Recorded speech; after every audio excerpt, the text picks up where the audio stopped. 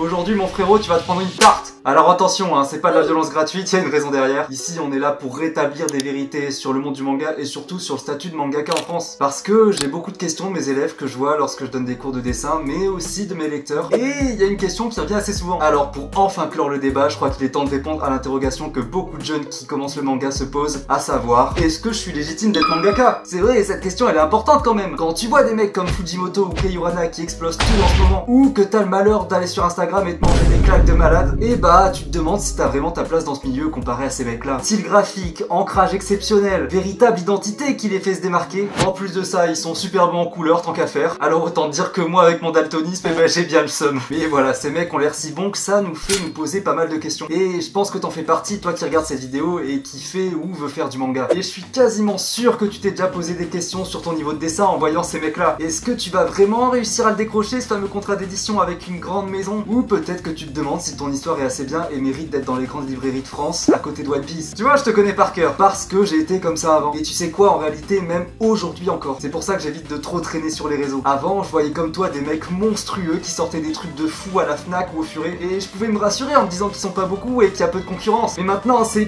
pire avec l'arrivée d'Instagram. Sans déconner, t'as l'impression que tout le monde est abusément fort et que ça sera jamais rattrapable à ton niveau. Non mais regarde-moi ça frérot, c'est insolent ce niveau. Quand tu vois ça, et bah c'est normal de te demander si toi maintenant avec ton matos improvisé de mangaka et ton début de scénario shonen type, t'es autant légitime qu'eux. Est-ce que le titre de mangaka, tu peux y prétendre au final? Alors attends, avant de répondre à toutes ces questions, il y a déjà plusieurs distinctions à faire. Avant même de te demander si t'es légitime, faut déjà savoir quel type de mangaka tu es. T'as peut-être déjà croisé sur Instagram des mangaka qui se disent pro ou mangaka tout court dans leur bio. Cette mention, elle est pas là pour rien. Et là, je te vois venir, t'es en train de te dire, mais SNC, c'est quoi cette histoire de mangaka pro, pas mangaka pro? Tiens, manquerait plus qu'un mangaka intérimaire. Non, sérieux, est-ce que ça veut dire qu'il y a des mangaka qui sont professionnels et d'autres qui le sont pas? Ça a pas de sens. Si c'est pas ton métier, bah logiquement, t'es pas mangaka en fait. Et bah en fait, oui, t'as tout à fait raison. Ou du moins, pour le début de ce que t'as dit. En fait, pro, c'est le diminutif de professionnel. Donc, un mangaka pro, c'est un mangaka dont c'est la profession. Qui a déjà été édité, ou bien auto-édité, ou bien qui gagne de l'argent avec son manga. Je précise parce que c'est pas parce que t'es édité que tu vas forcément gagner de l'argent. En toute franchise, pour mon premier manga, j'ai pas gagné un seul rond. C'était une petite maison d'édition qui se lançait et elle m'a donné ma chance. Mais je regrette absolument pas parce que c'était une vraie opportunité pour moi de côtoyer des experts du monde éditorial. Et d'ailleurs, ça m'a appris beaucoup de choses qu'on abordera dans les prochaines vidéos, donc hésite pas à t'abonner, je glisse ça là. Bon, maintenant je te vois venir, tu vas me demander, est-ce que ça signifie que les gens qui sont pas édités et qui gagnent pas d'argent avec leurs histoires sont des menteurs et qui méritent pas leur titre de mangaka? Et bah en réalité, c'est une question qui fait beaucoup débat dans la sphère manga. Alors déjà, faut te dire que pour certains mangaka, ça paraît tellement évident qu'ils sont édités qu'ils omettent de dire la mention dans leur bio. Et on les comprend. Donc c'est pas toujours évident de savoir qui est vraiment édité ou fait de l'argent avec son œuvre. Dis-toi aussi que c'est pas forcément parce que tu gagnes de l'argent avec ton manga que t'es forcément qualifié de mangaka pro ou mangaka tout court. Regarde, il y a beaucoup de mecs qui trouvent que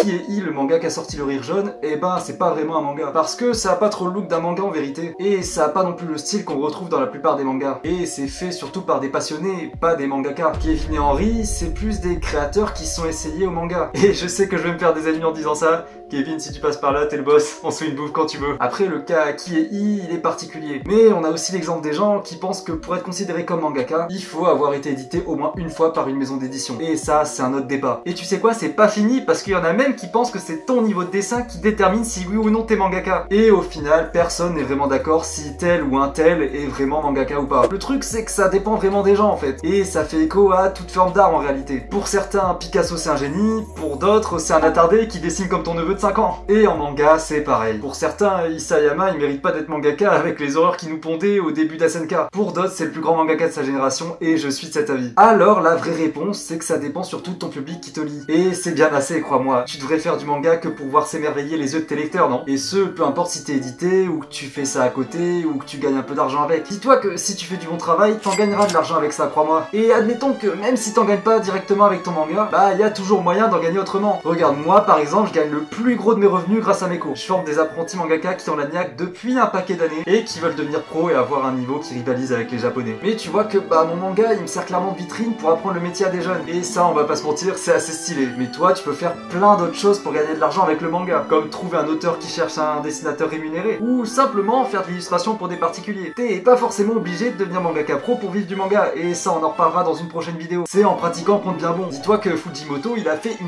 dizaine d'histoires courtes avant de faire Chainsaw Man. C'est c'est en forgeant qu'on devient un forgeron. Enfin, mangaka en l'occurrence, mais t'as compris. Alors mon conseil pour toi qui regarde cette vidéo et qui veut faire du manga, fais déjà une première histoire courte et ensuite tu pourras analyser ce que font les autres et comparer ton niveau. Et si t'as déjà sorti une ou plusieurs histoires, demande-toi avant tout ce que pensent les lecteurs de ton travail. Parle avec eux, échange, demande des retours. Dis-toi qu'on a le public qu'on mérite dans la plupart des cas et que si tu fais du bon travail, bah tu seras récompensé. De mon côté, j'ai su trouver mon public et avoir son approbation avant même d'avoir été édité. Pourtant quand je regarde mon premier manga, bah, j'ai envie de vomir, de bouffer mon vomi et de le revomir. Je suis pas sûr qu'elle passe celle-là. Plus sérieusement, je pense vraiment que c'est pour ça qu'on fait du manga nous autres mangaka. Pour ce contact là avec le public. C'est pas pour rien que dans les rabats de nos mangas, on a une petite note de l'auteur. C'est pas grand chose, mais c'est ce petit lien qui nous lie un peu à lui. Et ça, pour moi, ça vaut plus qu'un contrat d'édition. Et je pense que tu devrais penser de cette manière-là aussi et juste donner le meilleur de toi. Et surtout, garde bien en tête que tu fais pas uniquement du manga pour toi. Tu le fais avant tout pour tes lecteurs. On veut surtout partager nos histoires au monde, sinon on les garderait dans un coin caché dans notre bureau. Maintenant, si tu veux absolument te faire éditer, déjà, première chose, je suis en train de te préparer une vidéo ultra complète qui va être assez longue où je vais t'expliquer toutes les stratégies éditoriales pour faire le meilleur dossier d'édition. Bon, elle arrivera dans un moment parce qu'elle va me demander énormément de travail. Je veux vraiment faire une masterclass pour vous les frérots. Elle t'assurera avec un gros taux de réussite ton entretien éditorial. Alors reste à l'affût frérot, ça arrive bientôt. À la demande de pas mal d'élèves, j'ai créé la Mangaka Army. Alors c'est quoi la Mangaka Army? Et bah c'est un salon Discord qui réunit tous ces jeunes apprentis mangaka qu'on voit partout sur Insta et TikTok et qui veulent se lancer de manière professionnelle. Alors pour tous ces apprentis mangaka et pour toi qui regarde cette vidéo, ce Discord va vraiment faire step up ton niveau mais de ouf. Et tu verras que toutes les semaines je donne des cours exclusifs dans le groupe et tu peux même discuter avec moi et tous les gars du serveur qui sont ultra déter comme moi. Je te fais aussi des analyses de tes planches. Sérieusement, qui fait ça dans la plateforme genre? Donc écoute, si tu veux faire partie de l'aventure, et bah c'est gratuit pour les 100 premiers, alors fonce BG. Je t'ai mis un lien juste en dessous de la vidéo, t'auras juste à cliquer. Et tarde pas trop parce qu'après ça va devenir payant. Les places sont très limitées parce que j'ai vraiment envie de t'accompagner de A à Z. Et malheureusement, bah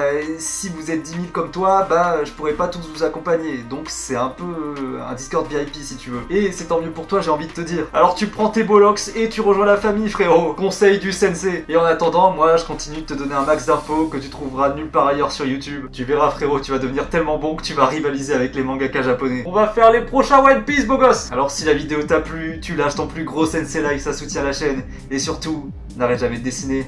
Allez bisous.